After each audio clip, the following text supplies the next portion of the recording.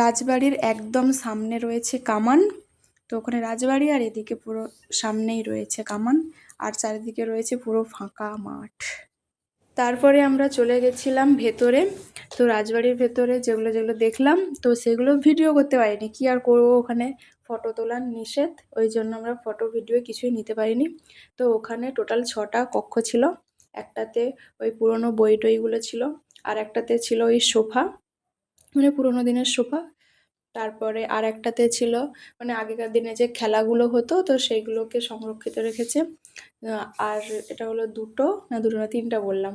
আর 3টা হচ্ছে, একটাতে ছিল হচ্ছে আগে যে পশু শিকার করতো সেই পশুগুলো, মানে আসল পশুগুলো কেমিক্যাল দিয়ে রেখেছে কাঁচের ঘরে। যেমন বাঘ আছে, শকুন আছে, কুমির আছে, তারপরে হরিণ আছে, আর কি কি আছে, আর 2-3টা কিছু ছিল, আমার ঠিক মনে নেই, ভুলে গেছি।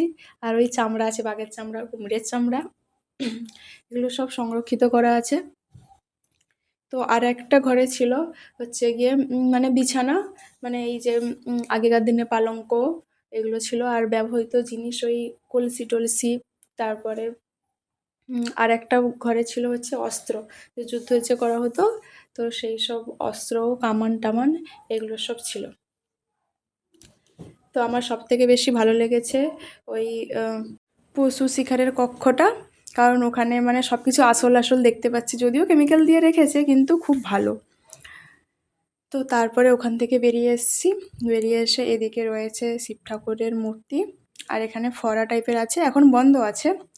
আর গোটাটা হচ্ছে গিয়ে পুরো ফাঁকা আর ফাঁকা।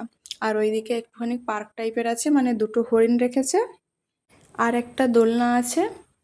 তো দেখি ওখানে একজন বাচ্চা ওখানে দোলনাতে খেলা করছে। তো তারপরে আমি গেলাম, আর ওই দিকটাতে রয়েছে স্ট্যাচু।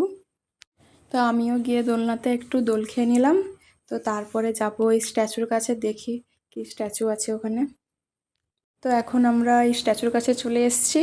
আর এটা হচ্ছে রাজবাড়ির বাম দিক, মানে রাজবাড়ি যেদিকে আছে তার বাম দিক। তো এখানে এসে লেখা আছে দেখলাম, রাজা সতী প্রসাদ গর্গ। আর এখানে লাইটের সিস্টেমও রয়েছে, কারণ দেখছি যে তার দেওয়া আছে, আর ওই ফোয়ারা টাইপের করা আছে, কিন্তু এখন যেহেতু ফোয়ারা বন্ধ আছে ওই জন্য বুঝতে পারছি না। আর এদিকে রয়েছে ফাঁকা মাঠ। এখানে ভিডিও করতে করতে দেখলাম যে রাজবাড়ির ওপরে অনেকগুলো হনুমান চলে এসছে, কোথা থেকে জানি না, মানে হঠাৎ করে দেখলাম যে চলে এসছে। কিন্তু হনুমানগুলো ছিল একই সাইজের, মানে বড়ও নয় আর ছোটও নয়, মাঝারি সাইজের। তাদের মধ্যে একজনকে বড়ও দেখতে পেলাম না, ছোটও দেখতে পেলাম না। তো তারা উপরে উঠে নাচানাচি করছে, আর আমাদেরকে ওই দোতলায় পর্যন্ত যেতে দেয়নি। দোতলায় গেলে কত ভালো হতো, সেখানে তো উঠতেই দেয়নি। ওই নিচের তলায় 6টা কক্ষ ছিল, ওগুলোই দেখেছি। তো যাই হোক, আমাদের খিদে পেয়ে গেছিলো, তো আমরা চলে এলাম খেতে। তো ওই রাজবাড়িতে ঢুকতেই যে বাম পাশে হোটেলটা দেখিয়েছিলাম, তো ওখানেই এখন চলে এসেছি।